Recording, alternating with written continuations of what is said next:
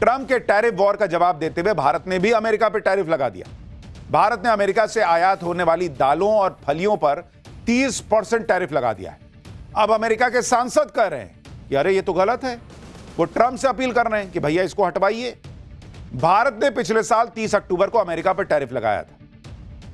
अब ये जो है इसको लेकर अमेरिका में बवाल मच रहा है कि भाई ये तो आप 25% लगाए, इधर से 30% लगे तो नुकसान हो रहा है। ट्रंप टैरिफ से सबको धमका रहे हैं, लेकिन भारत इन धमकियों से डर नहीं रहा। उल्टे भारत जवाब दे रहा है और शांति से। भारत टैरिफ लगाता तो दुनिया में चिल्लाता नहीं कि देखो टैरिफ लगा देंगे, टैरिफ लगा। भारत अपना काम कर रहा है, दुनिया ये देख रही है, खासतौर पर यूरोप, जहां पर ट्रंप टैरिफ की ऐसी ही धमकियां देकर ग्रीनलैंड पे कब्जा करना चाहते हैं। लेकिन ग्रीनलैंड को लेकर पूरे यूरोप में ट्रंप के खिलाफ गुस्सा भड़क गया। खुद ग्रीनलैंड और डेनमार्क में प्रदर्शन होने लग रहे हैं। ग्रीनलैंड बिकाऊ नहीं के नारे लग रहे हैं। कहा जा रहा है कि ऐसा प्रदर्शन ग्रीनलैंड और डेनमार्क में कभी नहीं हुआ। आप देखिए कितनी ठंड है भाई, उस ठंड में लोग निकल गए हैं बाहर प्रदर्शन करने के लिए। अगर ट्रंप और यूरोप के बीच ऐसे ही टकराव चलता रहा, अगर ट्रंप ऐसे ही टैरिफ की धमकियां देते रहे, तो ट्रंप और यूरोप के बीच घमासान बढ़ जाएगा और इसका फायदा भारत को हो सकता है। इस टकराव की वजह से व्यापार को लेकर भारत और यूरोप करीब आ सकते हैं। भारत और यूरोपीय यूनियन के बीच फ्री ट्रेड एग्रीमेंट को लेकर लंबे समय से बातचीत चल रही है और अब वो और तेजी से आगे बढ़ सकती है। इससे भारत के फार्मा, टेक्सटाइल, रत्न और आभूषण, स्टील, ऑटोमोबाइल, सोलर उपकरण और लेदर जैसे क्षेत्रों में तेजी आ सकती है। पिछले साल जुलाई में भारत और ब्रिटेन के बीच फ्री ट्रेड डील हो चुकी है। यानी भारत के लिए आपदा में अवसर वाली स्थिति है और इसीलिए भारत देखिए अपना चुपचाप कैलकुलेटेड जो है अपना काम कर रहा है। अमेरिका इससे भी लड़ रहा है, उससे भी लड़ो तुम सबसे, हमको क्या है। जिस से लड़ोगे अल्टीमेटली भारत इतना बड़ा बाजार है कि उनको हमारे पास आना ही पड़ेगा। हम दुनिया की सबसे तेजी से भागती अर्थव्यवस्था है, लोगों को हमारे पास आना ही पड़ेगा और भारत के लिए इसमें नए बाजार खुलेंगे। यूरोप को भी भारत जैसी तेजी से बढ़ती अर्थव्यवस्था का साथ मिल रहा है। ट्रंप से टकराव के बीच कैसे यूरोप और भारत करीब आ रहे हैं, उसे आप इस बात से भी समझिए कि आज ही यूरोपीय देश पोलैंड के विदेश मंत्री भारत आए। यूरोप के देश भारत से लगातार दोस्ती गहरी करने में जुटे हैं, क्योंकि यूरोप को पता है अगर ट्रंप की वजह से व्यापार का नुकसान हुआ तो भारत के अलावा कहां जा सकते हैं। भारत भी यूरोप के साथ व्यापार को बढ़ा रहा है, लेकिन भारत आप देखिए कैसे आज की डेट में बिजनेस करेगा, लेकिन अपने हित से समझौता नहीं करेगा। उसका एक और उदाहरण देखिए। भारत देख रहा है कि पाकिस्तान को लेकर किसकी क्या अप्रोच है। भाई भारत ने आज पोलैंड के विदेश मंत्री की क्लास लगा दी, क्योंकि पोलैंड के नेता पाकिस्तान में जाकर कश्मीर पर बयानबाजी कर रहे थे। इसी को लेकर आज मीटिंग में विदेश मंत्री एस जयशंकर ने साफ साफ पोलैंड को बोल दिया कि हेलो, ये सब नहीं चलेगा कि भारत से दोस्ती और पाकिस्तान के लिए सॉफ्ट कॉर्नर। भारत की सख्ती के तुरंत बाद ही सीमा पार आतंकवाद को लेकर पोलैंड के सुर बदल गए। सुनिए मीटिंग में क्या हुआ। Poland should display zero tolerance for terrorism and not help fuel the terrorist infrastructure in our neighborhood. Once again, a warm welcome. I completely agree with you on the need to counter transnational, trans-border terrorism. Poland, as you may have heard, has been a victim of both arsons and attempted state terrorism. I also completely agree with you on the unfairness of selective targeting by tariffs, and we in Europe know something about that also. Boss ये नया भारत है, देख रहे हैं सामने सामने बैठा के विदेश मंत्री एस जयशंकर ने सुना दिया कि ये सब नहीं चलेगा कि बगल में जाके आतंक को मदद करो, और उसके बाद नेक्स्ट लाइन में बोल दिया कि एक बार फिर से वेलकम है। मतलब दे भी दिए, कह भी दिए, अब बाकी तुम कर रहे हो जो कर रहे हैं, करेंगे, बातचीत तो करते ही रहेंगे।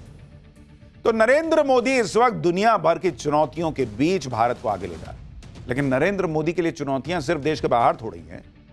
क्या बड़ा होने वाला है, क्योंकि ऐसा तो बहुत ही कम होता कि कोई बड़ा नेता सिर्फ 2 घंटे के लिए मिलने आए और फिर वापस चला जाए। इसका मतलब यह है कि पीएम मोदी और यूएई के बीच कुछ ऐसे मुद्दों पर बात हुई होगी जो हाल फिलहाल की घटनाओं से जुड़ी, या फिर पीएम मोदी ने यूएई के राष्ट्रपति को एक जरूरी संदेश देने के लिए बुलाया होगा।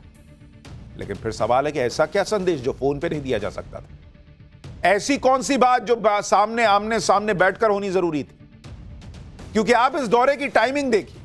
मुस्लिम देश यूएई के राष्ट्रपति ऐसे वक्त में भारत आए जब ट्रंप के गाजा प्लान पर बात चल रही, जब अमेरिका ग्रीनलैंड पर हमले की बातें कर रहा है, जब अमेरिका और ईरान के बीच टेंशन चल रही है, जब खुद यूएई और सऊदी अरब के बीच तनाव चल रहा है, उधर पाकिस्तान इस्लामिक नेटो बनाने में जुटा हुआ है।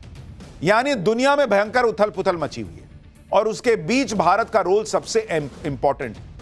हर कोई यही चाहता है कि भारत उसके साथ खड़ा रहे, फिर चाहे अमेरिका हो, यूरोप हो या फिर इस्लामिक देश हो। उधर पाकिस्तान इस्लामिक नेटो बनाने में लगा हुआ है। पाकिस्तान ने कुछ महीने पहले सऊदी अरब के साथ एक डिफेंस समझौता किया। खबर है कि पाकिस्तान इसमें तुर्की को भी शामिल कर सकता है। तुर्की, पाकिस्तान और सऊदी अरब के बीच इस मुद्दे पर बातचीत फाइनल स्टेज पर चल रही है। तो जैसे यूरोपीय देशों ने अमेरिका के साथ मिलकर नेटो बना रखा है, वैसे ही पाकिस्तान अब कोशिश कर रहा है कि मुस्लिम ब्रदरहुड के नाम पर इस्लामिक देशों का नेटो बना ले। सऊदी अरब और पाकिस्तान के समझौते में तुर्की के आने की संभावना ने इस्लामिक नेटो की बहस को तेज कर दिया। दुनिया की नजर इस पर लगी हुई है। वैसे तुर्की पहले ही अमेरिका के नेतृत्व वाले नेटो का सदस्य है, लेकिन ट्रंप जिस तरह से इजराइल को सपोर्ट करते हैं, जिस तरह से ट्रंप ने घमासान मचाया हुआ है, तुर्की को भी तो विकल्प देखना होगा। भाई वो कैसे कहेगा कि हम जो है वो गाजा में पीस प्लान के लिए ट्रंप की मदद करेंगे। पाकिस्तान इस्लामिक नेटो बना रहा है, लेकिन यूएई उसका हिस्सा नहीं, क्योंकि यूएई को पता है कि भिखारी देश पाकिस्तान से कुछ होना जाना है नहीं। जो खुद यूएई से पैसे मांगकर अपना काम चला रहा है, वो क्या रक्षा एग्रीमेंट करेगा बॉस। यानी यूएई ने पाकिस्तान के इस्लामिक अलायंस से अलग राह चुनी हुई। यूएई जानता है कि पाकिस्तान से जुड़ने का मतलब उसको और कर्जा ही देना होगा, क्योंकि पाकिस्तान जिससे सटता है उसके जेब में हाथ डालता है, कुछ पैसा देना भाई। भारत से जुड़ने का मतलब पता है यूएई को कि बड़ा बाजार मिलेगा, तकनीक, निवेश पर रिटर्न मिलेगा, दुनिया की बड़ी ताकत से जुड़ने का मौका मिलेगा। और यही वजह है कि यूएई भारत के साथ अपने रिश्ते मजबूत कर रहा है। दोनों देश रक्षा सहयोग को बढ़ाने पर जोर दे रहे हैं। भारत और यूएई के बीच स्ट्रैटेजिक डिफेंस एग्रीमेंट हुआ है। इसके अलावा 2032 तक द्विपक्षीय व्यापार को डबल करने यानी $200 बिलियन ले जाने का टारगेट सेट हुआ है। पीएम मोदी और यूएई के राष्ट्रपति के बीच यमन और गाजा के मुद्दे पर भी बात हुई है। साथ ही निवेश को लेकर, न्यूक्लियर टेक्नोलॉजी को लेकर, एआई समिट, फूड सिक्योरिटी जैसे मुद्दों पर भी बात हुई। दरअसल यूएई ईरान का पड़ोसी है और किसी भी युद्ध का सीधा असर दुबई की इकोनॉमी पर भी पड़ेगा। ऐसे में यूएई अपनी अर्थव्यवस्था को डाइवर्सिफाई कर रहा है। वो अपना पैसा और व्यापार ऐसे देश में लगाना चाहता है जो स्थिर हो। भारत से बेहतर विकल्प फिलहाल कोई उसको नजर नहीं आ रहा। प्रधानमंत्री नरेंद्र मोदी के न्योते पर यूएई के सर्वोच्च नेता का भारत आना भारत की कूटनीतिक जीत भी है। इसके अलावा ईरान इजरायल तनाव के कारण लाल सागर और हॉर्मुज स्ट्रेट में खतरा बढ़ा है। भारत को अपनी ऊर्जा जरूरतों के लिए यूएई से पक्की गारंटी चाहिए। भाई अमेरिका, यूएई और ईरान भिड़ गए और अगर वहां से तेल के निकलने का रास्ता बंद कर दिया ईरान ने, तो कहां से आएगा तेल। यूएई भारत के स्ट्रैटेजिक पेट्रोलियम रिजर्व का साझेदार है। इसलिए पीएम मोदी के कहने पर 2 घंटे के लिए भी अगर अल नयान यहां आए हैं तो उसके बड़े मायने हैं। India middle east Europe corridor जो पाकिस्तान को दरकिनार करते हुए यूरोप जाने का रास्ता है, वो फिलहाल ठंडे बस्ते में। इस दौरे में इसे फिर से जिंदा करने पर बात हो सकती है, जो चीन के बीआरआई और पाकिस्तान के ग्वादर पोर्ट का जवाब होगा। यूएई के पास पैसा है, भारत के पास बाजार है। गल्फ में युद्ध के खतरे को देखते हुए यूएई अपना भारी भरकम निवेश भारत के इंफ्रास्ट्रक्चर और शेयर बाजार में शिफ्ट करना चाहता है। यानी ये 2 घंटे की यात्रा जरूर थी, लेकिन इसके मायने बहुत बड़े थे। भारत आज की डेट में खुद डिफेंस में इतनी बड़ी ताकत बनता जा रहा है कि हमारे यहां की बनी मिसाइलें, रॉकेट और दूसरे हथियार दुनिया के देश खरीद रहे हैं। आप देखिए कि पहली बार भारत में बनी स्वदेशी पिनाका रॉकेट की पहली खेप आर्मेनिया रवाना हो गई। बड़ी बात यह है कि आर्मेनिया ने भारत से जो गाइडेड पिनाका रॉकेट्स खरीदी हैं, वो प्राइवेट सेक्टर की कंपनी सोलर डिफेंस ने बनाए। पिनाका रॉकेट का गाइडेड सिस्टम 70 किलोमीटर की रेंज में सटीक निशाना लगाता है। पिनाका के साथ साथ भारत का स्वदेशी नागास्त्र भी बेहद सफल है, जिसने ऑपरेशन सिंदूर में आतंकी ठिकानों को नष्ट किया था। इसके अलावा भारत का private sector made in India Bhargavastra भी बना रहा है, जो दुनिया के बहुत सारे देशों के पास नहीं है। भार्गवास्त्र एक एंटी ड्रोन सिस्टम है जो एक साथ 60 मिनी मिसाइल छोड़ सकता है और ड्रोन स्वाम को धराशायी कर सकता है। नहीं, एक साथ बहुत सारे ड्रोन आ जाते हैं, सबको फोड़ देगा। सुनिए भार्गवास्त्र बनाने वाली कंपनी इसके बारे में क्या बता रही है, फिर आपको बताता हूं कि मुस्लिम भाई तो मिलके चला गया 2 घंटे में। उधर वो अमेरिका वाला भाई ट्रंप, उन्होंने चिट्ठी में क्या लिखा है बताता हूं, पहले सुनिए इसको। ये भार्गवास्त्र है सर, वो 60 मिसाइल अभी यूएस या बाकी दूसरी कंट्री ने 4 मिसाइल तक उन्होंने एक साथ वो जा सकती है, लेकिन 60 मिसाइल एक साथ काउंट माइक्रो मिसाइल एक साथ वो अटैक करे और जब चाहे तो वो एक करे, इस प्रकार का कोई सिस्टम अभी तक आज के तारीख में पूरे विश्व में उपलब्ध नहीं है। यानी भारत का भार्गवास्त्र भी ऐसा हथियार जो पूरी दुनिया में बहुतों के पास नहीं। भारत की इसी ताकत से तो पाकिस्तान घबराया हुआ है, जो कभी चीन की गोद में बैठने जाता है, कभी ट्रंप की गोद में जाता है, कभी इस्लामिक देशों के पास जाता है, कभी मुस्लिम देशों का नेटो बनाने की तिकड़में करता है। लेकिन यूएई और भारत के साथ आने से पाकिस्तान के होश उड़ गए। पाकिस्तान के होश तो ट्रंप की उस चिट्ठी ने भी उड़ाए होंगे, जो चिट्ठी ट्रंप ने पीएम मोदी को लिखी है। सबको चौंकाते हुए डोनाल्ड ट्रंप ने पीएम मोदी को एक चिट्ठी लिखी। यह लेटर पीएम मोदी को ट्रंप के बोर्ड ऑफ पीस में शामिल होने का न्योता देने के लिए उन्होंने लिखा। यह बोर्ड ऑफ पीस गाजा के लिए है, गाजा के पुनर्निर्माण और नई शासन व्यवस्था को आगे बढ़ाने के लिए। इसे लेकर ही ट्रंप ने पीएम मोदी को चिट्ठी में क्या लिखा वो देखिए। ट्रंप ने अपने लेटर में मान्यवर Narendra Modi, dear prime minister जैसे शब्दों का इस्तेमाल किया है। पीएम मोदी को भेजे लेटर में ट्रंप की तरफ से कहा गया है कि भारत के प्रधानमंत्री को आमंत्रित करना उनके लिए सम्मान की बात है। ट्रंप ने कहा कि मिडिल ईस्ट में शांति के लिए जो ऐतिहासिक प्रयास हो रहे हैं उसमें आप भी जुड़िए। ट्रंप ने बताया कि उसकी कोशिश है उनकी कि विशिष्ट समूह के राष्ट्रों को एक साथ लाया जाए जो स्थायी शांति बनाने की अहम जिम्मेदारी उठाने के लिए तैयार है।